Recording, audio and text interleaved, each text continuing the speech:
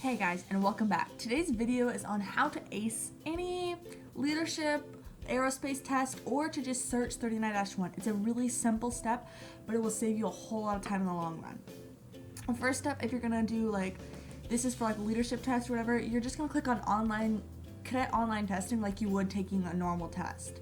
So say I'm taking a leadership test, all you have to do is click, the text can be found here, and you go ahead and click on this.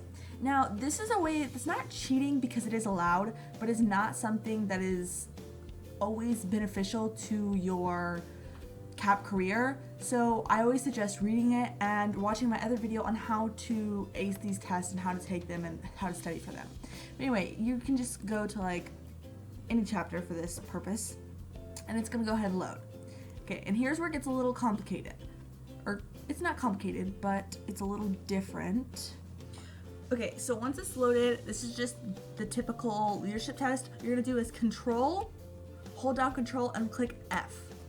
Okay, and this little thing in the top is gonna come up. And so then I can type in, and if you're using MacBook, it's Command F or Control F. So Control F, Command F, same thing. This is gonna show up, and we're just gonna click in any word like leadership. Okay, then I hit enter, and what it's gonna do is down at the bottom, it's gonna search it.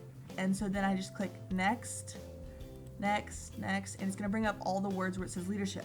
So let's say the question is, why does America need leadership?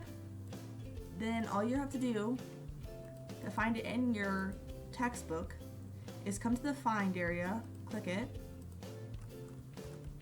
and type in America. And then it's going to come you to all to America. And you can just keep going, and then it loops around.